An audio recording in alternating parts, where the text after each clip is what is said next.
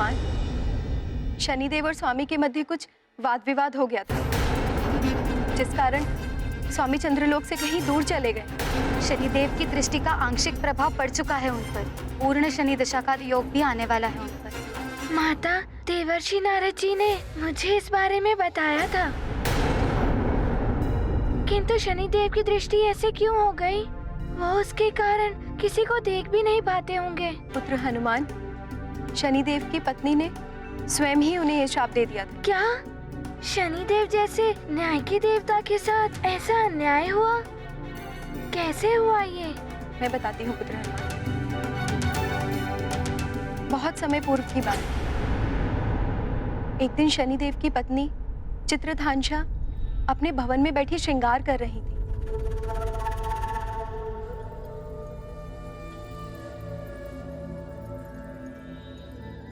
सेविकाओं, आज ऐसा अप्रतिम श्रृंगार करो मेरा कि स्वर्ग की अप्सराएं भी देखें तो ईर्ष्या कर उठी। चित्र या थांशा से और स्वामी की नजर उठे तो हते ना चित्र रथांशा के मुखड़े से। ऐसा ही होगा महारानी। कहीं ये ना हो कि आप स्वयं ही ईर्ष्या कर उठे, स्वयं से ही।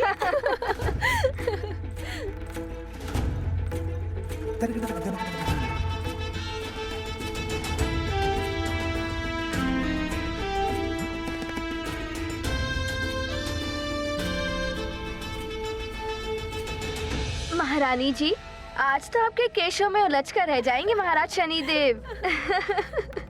तन सुंदर, मन सुंदर, नैन सुंदर। महारानी जी, पद्मिनी हो या चित्रुणी, आपके रूप के समक्ष सभी लजा जाएंगे आज। महारानी चित्ररथांशा, मुझे तो भय है कि यदि एक बार महाराज शनिदेव की दृष्टि आपके मुखड़े पर पड़ी तो कहीं अपना सद्बुद्धि ना खो बैठे।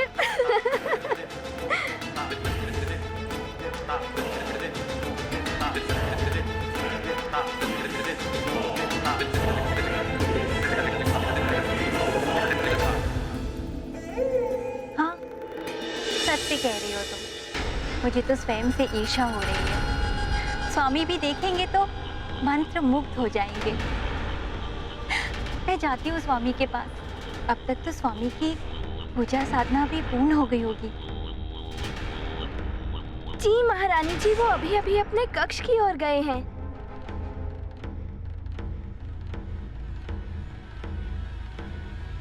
ओम विष्णवे नमः।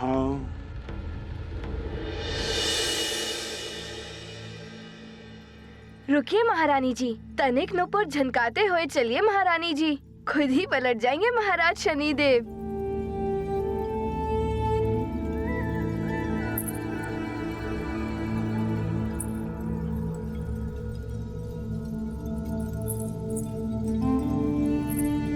ओम विष्णवे नमः।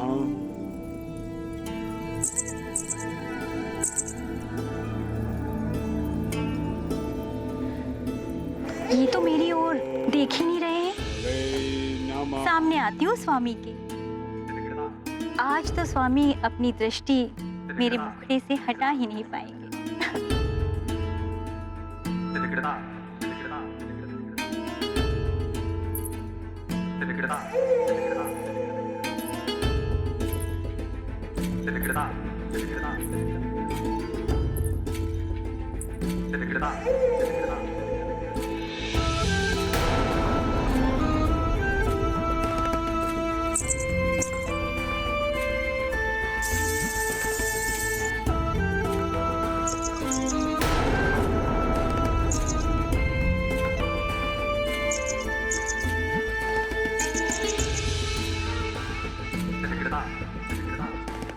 कोई प्रतिक्रिया नहीं।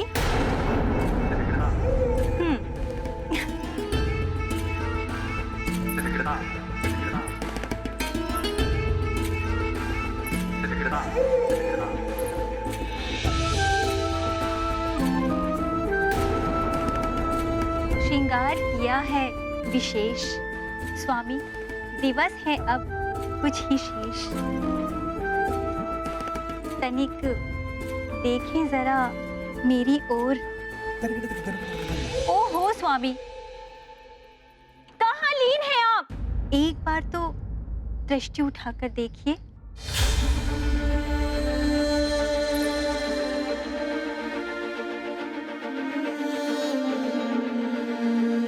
स्वामी, आपकी पूजा तो समाप्त हो गई है, फिर भी आप ध्यान में लीन हैं क्या? ओम विष्णवे नमः। महारानी चित्ररथांशा, मुझे तो भय है कि यदि एक बार महाराज शनिदेव की दृष्टि आपके मुखड़े पर पड़ी तो कहीं अपना सद्बुद्धि ना खो बैठे। स्वामी, आपकी चित्ररथांशा आपके समक्ष है, देखिए मेरी ओर, कैसी दिखाई दे रही हूँ?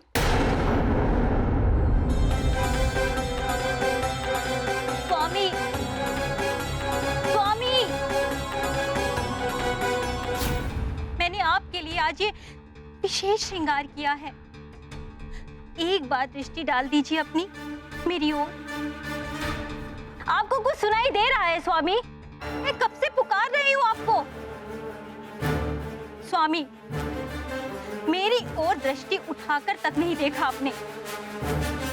आप मेरे सौंदर्य का अपमान कर रहे हैं। व्यर्थ हैं आपके ये नेत्र जो आप अपनी प्रेममयी स्त्री की ओर भी ना उठा सके। अब से आप मेरी ओर तो क्या, किसी अन्य की ओर भी अपनी दृष्टि उठाकर नहीं देख सकेंगे। मैं चित्ररथांशा आपको श्राप देती हूँ।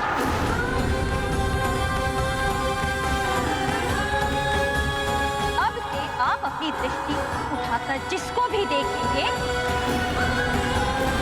उसका नाश हो जाएगा, नाश हो जाएगा, नाश हो जाएगा, नाश हो जाएगा, नाश हो जाएगा, नाश हो जाएगा।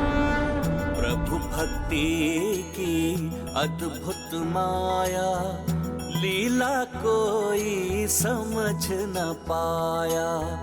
नारायण के ध्यान में खोए, शनि पर कुपित भामिनी होए। ऐसे शाप का क्या हो पाए, शनिदेव हो गए निरुपाय। भक्ति और शांति बने संताप, पत्नी कोप सदा अभिशाप। ये तो बहुत ही अनुचित हुआ शनिदेव के साथ। हाँ पुत्री, शनिदेव की दृष्टि का प्रभाव बहुत ही कष्टकारी होता है। जब इन पर उनकी पूर्ण तरह से दृष्टि का प्रभाव पड़ेगा तो न जाने क्या होगा। स्वामी, शनिदेव की पत्नी ने शनिदेव को इस प्रकार का श्राप देकर सबके साथ साथ स्वयं के लिए भी संकट उत्पन्न कर लिया। हाँ प्रिय, पति पत्नी दाम्पत्य जीवन रूपी रथ की दो धुरी हैं। किसी भी प्रकार से यदि एक धुरी को क्षति पहुंचती है तो रथ लड़खड़ा जाता है। परिस्थिति कोई भी हो, पति पत्नी को आपस में कोई भी ऐसा कृत्य नहीं करना चाहिए जिससे उन्हें हानि पहुंचे, अपितु एक दूसरे के लिए सदैव मंगल कामना ही करनी चाहिए। ये कैसी ध्वनि है? माता, प्रतीत होता है ये कोई राक्षस की ध्वनि है। हाँ हनुमान, राक्षस अमृत के मोह में यहाँ तक आए होंगे। आवाज भी उसी ओर से आ रही है। अमृत की सुरक्षा का दायित्व स्वामी हम पर सौंप कर गए। यदि अमृत इन राक्षसों के हाथ लग गया तो इस संसार के लिए बहुत बड़ा संकट उत्पन्न हो जाएगा।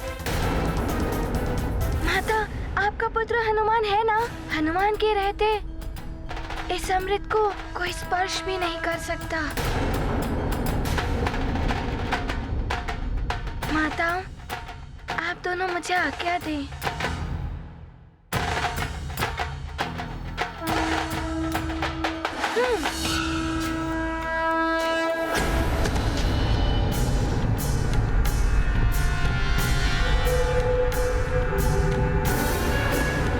वो सो रखा है अमृत कलश, चलो।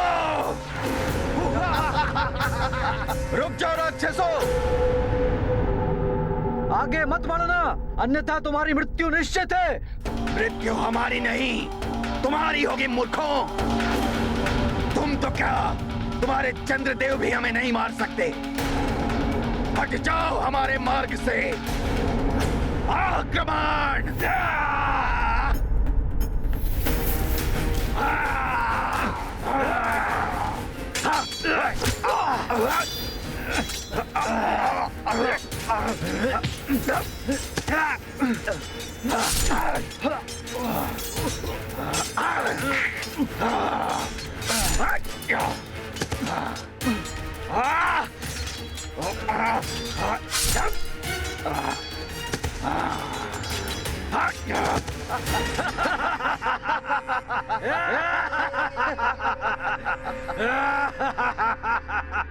अब हमें कोई नहीं रोक सकता, कोई भी नहीं।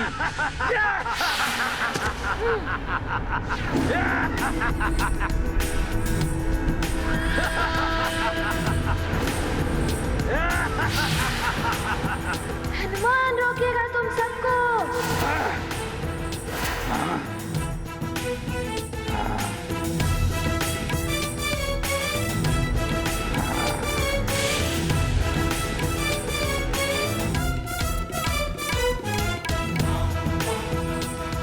तू यहाँ भी आ गया दुष्ट वानर।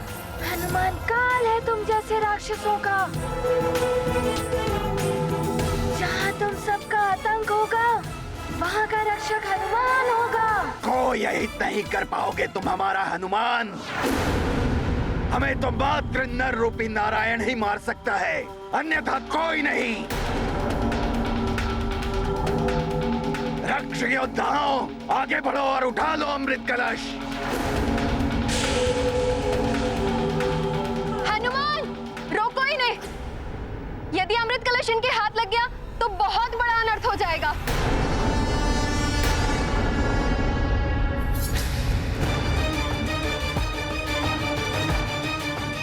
प्रतीत होता है शनिदेव पीछा कर रहे हैं।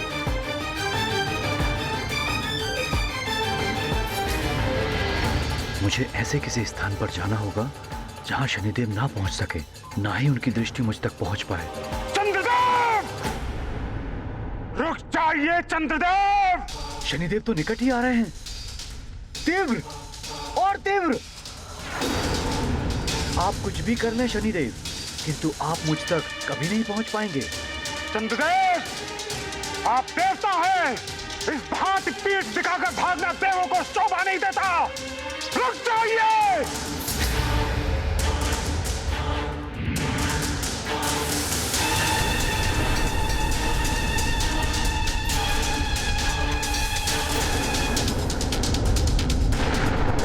नारायण नारायण, कैसी विचित्र स्थिति है। दृष्टि के विनाश की किसी को चिंता ही नहीं है। एक देव ने अभिमान किया तो एक देव कुपित हो उठे और दुष्परिणाम भोगना पड़ रहा है सृष्टि को। नारायण नारायण।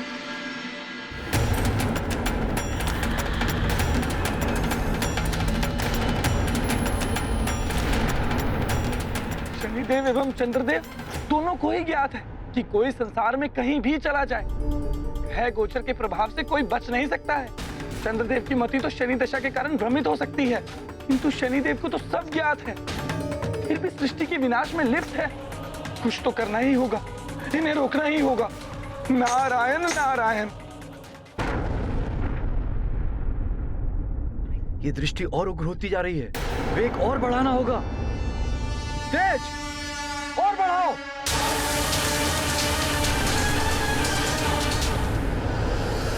द्वारिकाधीश, इतनी बड़ी भूल तो चंद्रदेव ने नहीं की कि शनिदेव उन्हें प्रताड़ित करने के लिए इस प्रकार पीछे पड़ गए। प्रिय कालिंदी, जिस प्रकार अग्नि में घृत पड़ने से अग्नि दहक उठती है, उसी प्रकार शनिदेव की उग्र प्रवृत्ति रूपी अग्नि में क्रोध का घृत पड़ चुका है। क्रोध ने शनिदेव के विवेक को हर लिया है। वो न्याय और अन्याय की परिभाषा भूल चुके हैं। इसीलिए ना तो उन्हें सृष्टि का विनाश दिखाई दे रहा है और ना ही अमृत की कोई चिंता है।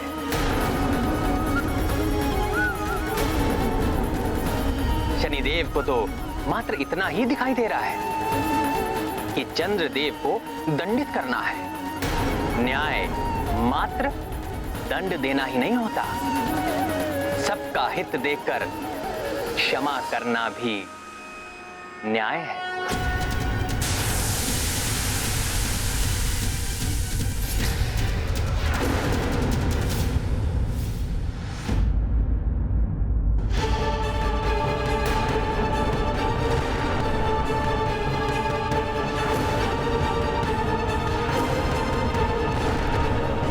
आकाश में हर ओर अग्नि और विस्फोट, मेरा पुत्र किसी संकट में ना आ जाए।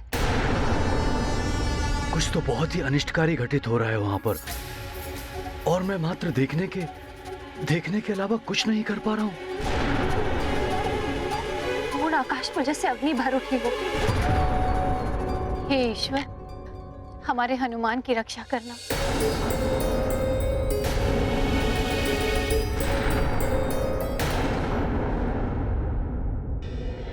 नारायण नारायण।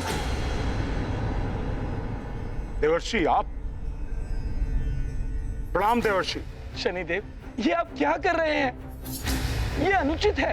अनुचित तो चंद्रदेव कर रहे हैं देवर्षि। क्या इस भांति भागना देवताओं को शोभा देता है? शनिदेव, चंद्रदेव आपकी दृष्टि के आंशिक प्रभाव के कारण ये सब कर रहे हैं, किंतु आप तो स्थिति से परिचित हैं। देखिए देखिए किस प्रकार सृष्टि का विनाश हो रहा है। यदि आप देवताओं के विवाद का लाभ उठाकर असुर अमृत ले गए तो बहुत बड़ा अनर्थ हो जाएगा। बस देवर्षि, यदि ये बात आप चंद्रदेव को समझाएं तो उचित होगा। यदि वो इस प्रकार भागते नहीं तो सृष्टि का विनाश नहीं होता। चंद्रदेव ही दोषी है इस सब के लिए, और अब उन्हें मेरे कोप से कोई नहीं बचा सकता। प्रणाम। नारायण नारायण। शनिदेव कुछ समझना नहीं चाहते और चंद्रदेव ने तो त्रिदेवों की बात भी नहीं सुनी। मुझे कुछ और ही करना होगा। नारायण नारायण।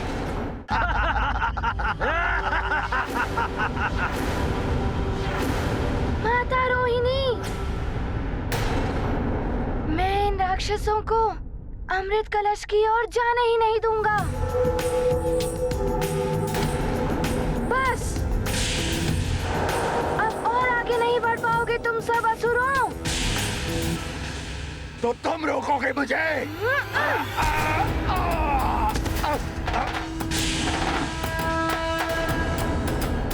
दुष्ट वानर, मैं तुझे छोड़ूंगा नहीं।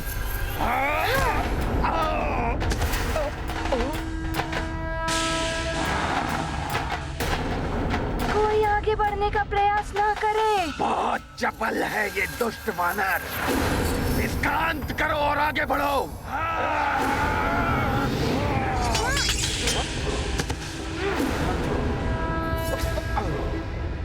मैं यहाँ हूँ।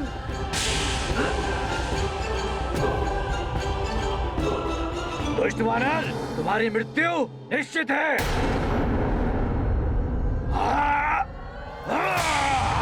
हनुमान!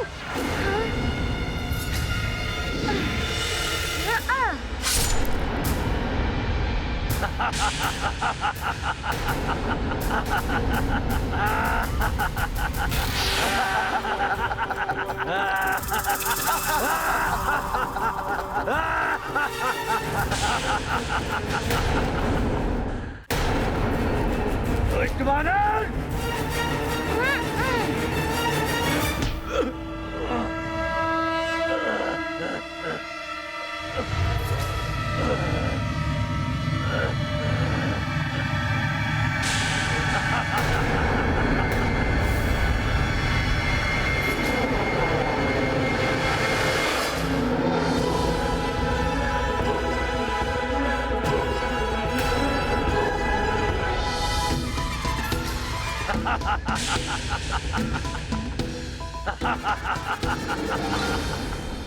मेरा अंत तुम्हारे वश में नहीं है वानर। तुम तो क्या, कोई भी मेरा हित नहीं कर पाएगा।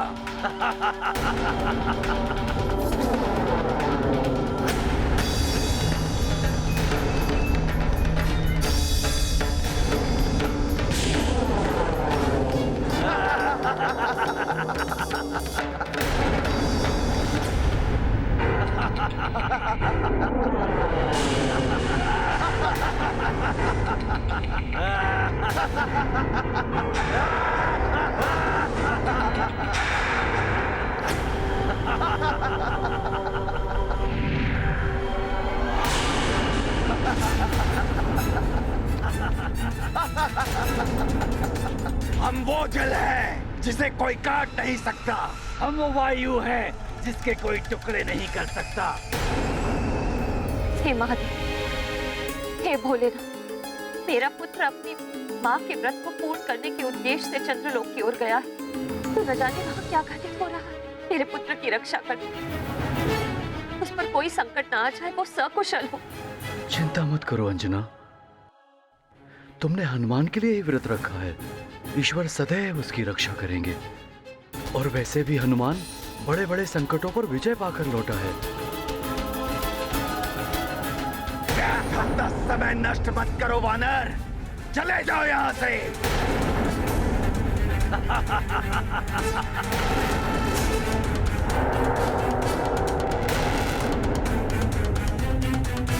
मेरे समक्ष तो विकट परिस्थिति उत्पन्न हो गई है।